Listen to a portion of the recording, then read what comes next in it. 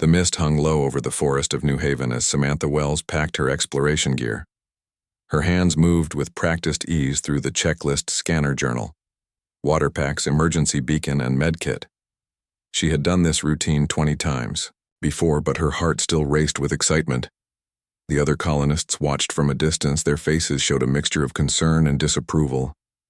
No one ventured into the western woods during sylvan migration season. It was considered suicide. Samantha zipped up her weatherproof jacket and secured her blonde hair in a tight bun. She ignored the whispers that followed her to the colony gate. Kimberly from the agriculture sector approached her with worried eyes. "Do you have to go today?" "The elves were spotted just 5 miles from here last night. I have to." Samantha adjusted the straps on her backpack. "The atmospheric readings are perfect. It might be my only chance to record their migration patterns." Kimberly shook her head. "You and your research always chasing the things everyone else runs from." That was true enough. Samantha had always been drawn to the unknown. While the colony feared the tall, ethereal beings they called elves, she saw them as the most fascinating species humans had encountered in their expansion across the stars. The fact that they commanded massive reptilian creatures only made them more intriguing. The colony gate opened with a mechanical groan. Samantha stepped through and the security field reactivated. Behind her, she was on her own now. Just how she liked it. The forest welcomed her with its unique scent, a mixture of earthy undergrowth and the sweet nectar of alien flowers that bloomed only during this season. Her boots made soft imprints in the damp soil as she hiked deeper into the wilderness. She pulled out her scanner, sweeping it in wide arcs. After 3 hours of hiking, the device suddenly beeped with unusual energy readings. Unlike anything she had recorded before, Samantha checked the coordinates and adjusted her path, pushing through a dense section of purple-leaved bushes. The mist grew thicker as she approached a small clearing. Samantha slowed her pace when she heard a strange sound, like singing, but with tones no human voice could make. She crouched behind a fallen tree and peered over it. What she saw made her breath catch. In the center of the clearing sat a female sylvan, her skin glowing with a subtle iridescence that shifted between pale blue and silver. Her long pointed ears were adorned with intricate metal workings that caught the dim light filtering through the canopy. Her hair flowed like liquid moonlight down her back, but it was what lay beside the elf woman that made Samantha freeze. A dragon. The colonists had given the name to the massive reptilian creatures the Sylvans commanded. This one was enormous. Its scaled body was the color of storm clouds, with streaks of deep purple running along its spine. One of its wings was extended, revealing a terrible tear in the membrane. The creature made a low rumbling sound as the Sylvan woman pressed what appeared to be glowing fibers against the wound. Samantha leaned forward to see better. Her scanner slipped from her hand, hitting a branch with a crack that seemed impossibly loud in the quiet clearing. The Sylvan woman's head snapped up. Her eyes narrowed, glowing with an inner violet light that fixed directly on Samantha's hiding spot. The dragon, too, turned its massive head, amber eyes tracking her movement. There was no point hiding now. Samantha stood slowly, raising her hands to show she carried no weapons. The elf woman spoke, her voice like wind chimes in a storm. "Everyone fears me, so why don't you human?" The question caught Samantha off guard. She had expected threats or perhaps an immediate attack. Instead, the alien woman seemed genuinely curious, perhaps even confused by her presence. Samantha took a careful step forward. "Because you need help," she said, gesturing toward the injured dragon. "And so does your friend." The Sylvan woman's eyes widened slightly. She said something in her own language to the dragon, which huffed in response, sending small puffs of vapor into. The Sylvan woman studied Samantha with those unnerving violet eyes. Her slender fingers continued to press the glowing fibers against the dragon's wounded wing. "My name is Lyra," she said finally. Her voice carried an accent that made human words sound like music. "The dragon is Vesper. We do not need human assistance." Samantha noticed how Lyra's hands trembled slightly from exhaustion. The glowing fibers she was using seemed to be some kind of medicinal plant, but the dragon's wing continued to seep. "A silvery fluid. I have medical supplies," Samantha said. taking another careful step forward. That tear needs proper treatment, I can help. The dragon Vesper made a low rumbling sound in her throat, turning her massive head to look at Lyra. They seemed to communicate silently, their eyes locked in an unspoken conversation. After a long moment, Lyra nodded. You may approach slowly. Human medicine is crude, but perhaps better than nothing in our current situation. Samantha moved forward with deliberate, calm steps, keeping her movements predictable. She knelt beside the massive creature, trying not to show her awe at being so close to a dragon. The scales along Vesper's side were warm to the touch and seemed to shift colors subtly with each breath. What happened? Samantha asked as she opened her medkit and began examining the wound. We were attacked. Lyra said, her voice tight. Sylvan Hunters Council loyalists, they seek Vesper's life. Samantha pulled out a biofilm patch and a tube of sealing gel. Her hands worked carefully, spreading the gel along the edges of the tear. The dragon flinched once but remained still. Why would your own people hunt you? Lyra was quiet for so long that Samantha thought she wouldn't answer. The politics of my kind are not your concern, human, but Samantha was not easily deterred. If you're going to let me help you, I should know what we're up against. Is someone following you? Will they come here? The dragon's amber eyes fixed on Samantha with an intelligence that sent shivers down her spine. Lyra sighed, a sound like wind through crystal. Vesper discovered something she shouldn't have. Lyra finally said, one of our council members, Eldar Thorin, has been secretly meeting with humans. Military humans, trading Sylvan technology, for something we do not understand. Vesper confronted him and attacked him. Samantha guessed, applying the biofilm patch to the wound. Protected me, Lyra corrected. The Eldar would have killed me for witnessing his betrayal. Vesper defended me but was wounded. Our bond is sacred. To save her, I had to flee. We both became traitors in the eyes of the council. Samantha worked in silence, absorbing this information. The biofilm patch began to glow as it bond. The abandoned mining facility stood like a metal giant against the rocky backdrop. Its weathered exterior had protected it from being completely reclaimed by the wilderness. Samantha led Lyra and Vesper through a side entrance large enough for the dragon to squeeze through. No one comes here anymore, Samantha explained, switching on portable lights that cast long shadows across the dusty interior. They shut it down 5 years ago when the ore ran out. Lyra looked around with cautious eyes. Her silver hair seemed to glow in the dim light.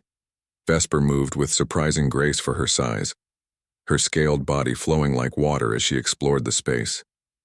The biofilm patch on her wing had stopped the bleeding, but she still held the limb close to her body. It will serve as temporary shelter, Lyra said, her voice echoing in the vast chamber. But we cannot stay long. Your colony will notice your absence. Samantha set down her pack. I told them I was going on a 3-day expedition. They won't look for me until then. We have time for what human, Lyra asked, sitting gracefully on a metal crate. Time to understand what we're dealing with. Samantha pulled out her scanner. And time to figure out how to get you both off-world safely. Vesper made a sound somewhere between a growl and a purr. She moved closer to Samantha, her massive head lowering until they were eye to eye. The dragon's amber gaze seemed to look through. Her Lyra watched this interaction with visible surprise. She rarely shows such interest in others, not even among my kind.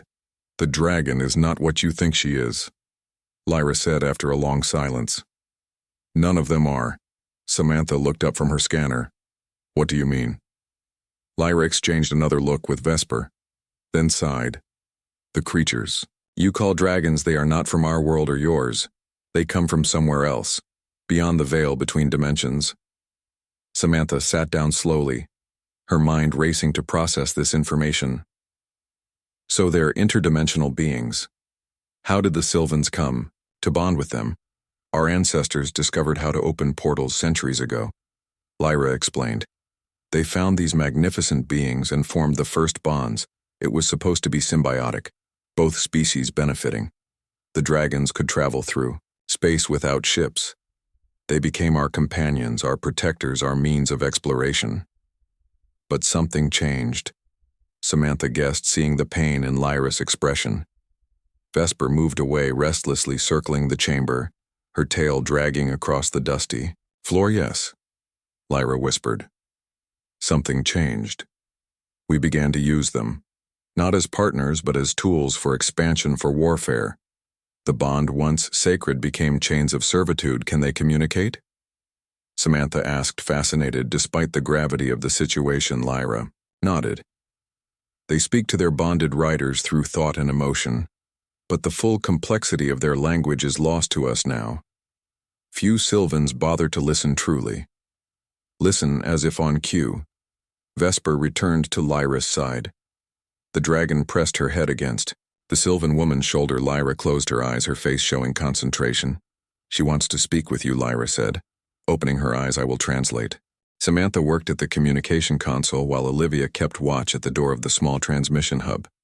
The colony was on high alert with patrols moving through the streets, but they had managed to slip in during shift change. You really think this will work? Olivia asked. Her dark hair was pulled back in a tight ponytail, her eyes constantly scanning for threats. It has to, Samantha replied, fingers flying over the controls. The supply ship leaves tomorrow at dawn. It's our only chance to get Lyra and Vesper off-world. The plan was simple in theory, but dangerous in execution. They would use Olivia's security codes to register Lyra as a human passenger with falsified documents. The cargo hold was large enough for Vesper if they could get her aboard without being seen. Olivia had been skeptical when Samantha first told her about the Sylvan woman and her dragon. But after meeting them in the abandoned mining facility, she understood why her friend was risking everything to help them. Got it, Samantha said triumphantly. The system accepted the new identity. Lyra is now officially Lena Wright, botanist returning to the Central Worlds. Olivia smiled, but it faded quickly as her communication device beeped. She pulled it from her pocket, and her expression turned grave. Patrol coming this way, she whispered. We need to move. They slipped out through the back entrance just as the patrol rounded the corner.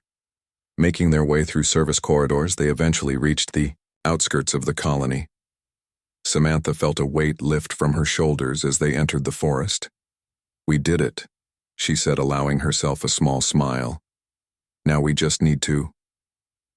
A figure stepped out from behind a tree, blocking their path.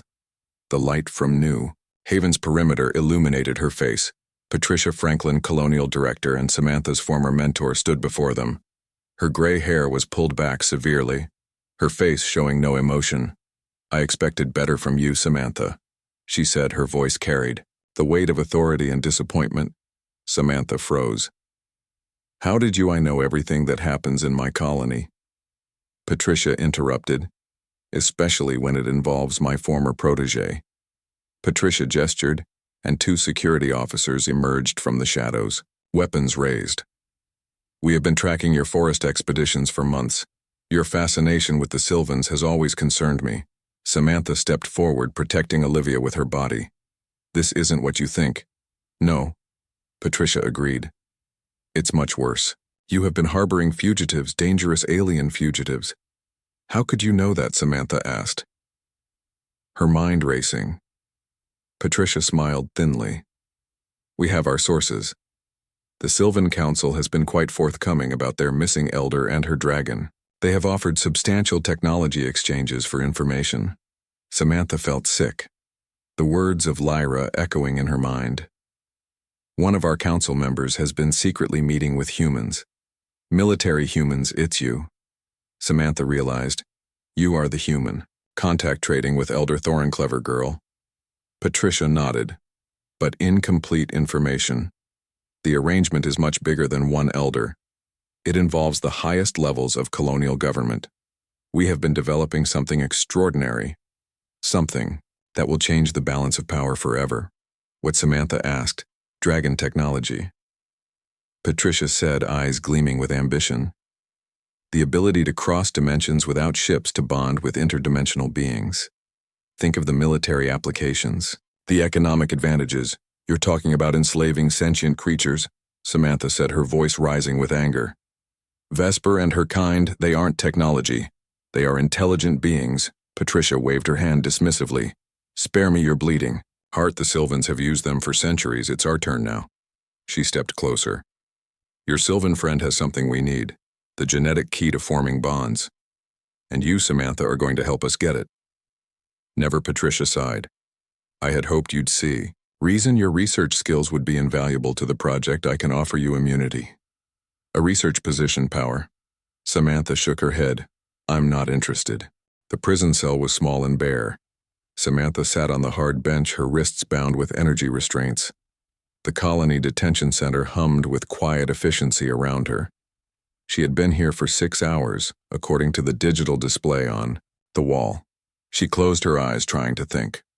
Her refusal to cooperate with Patricia had led to immediate arrest. Olivia had been taken to another section of the facility. Samantha worried for her friend who had been dragged into this mess. The sound of footsteps made her look up. The door slid open, revealing a security officer. Come with me, the woman said. Her face betrayed no emotion. Samantha stood and followed, wondering if Patricia had scheduled another interrogation session. The previous one had been frustrating for them both. Samantha refused to reveal where Lyra and Vesper were hiding, instead of the interrogation room. The officer led her to a maintenance corridor. Listen carefully, the woman whispered, checking that they were alone. Helping Olivia. We don't have much time. Samantha stared in surprise. Who are you? The woman produced a small device and deactivated Samantha's restraints. My name is Maya. I'm part of a group within the colony that opposes Patricia's dealings with the Sylvan elders. We believe interspecies cooperation should be based on mutual respect, not exploitation. Maya handed Samantha a small pack. Your friend Olivia is already free and waiting at the East Service exit. I have clearance to get you there. Thank you, Samantha said. Why risk yourself like this? Maya looked grim. Some of us have seen the experimental results of Patricia's dragon technology program. It's monstrous. The creatures they created suffer horribly. She shook her head. No sentient being should endure that. They moved quickly through the maintenance tunnels, emerging near the colony edge where Olivia waited. Her face lit up with relief when she saw Samantha. We need to hurry, Olivia said. The alarm will sound soon when they discover you're missing. They raced through the darkness away from the colony lights. The forest welcomed them into its shadows like a protective cloak. The trees hid them from pursuit. Samantha led the way to the abandoned mining facility, her heart pounding with fear for Lyra and Vesper. Something was wrong. The entrance to the facility stood open. Samantha slowed, approaching cautiously. A sense of dread filled her. Lyra. Vesper. She called softly, entering the main chamber. The space was empty. Signs of struggle were everywhere. Crates overturned, equipment scattered. A dark stain that looked like silvery blood marked the floor. Samantha rushed forward, searching frantically. They took her. Vesper's voice rumbled from the shadows.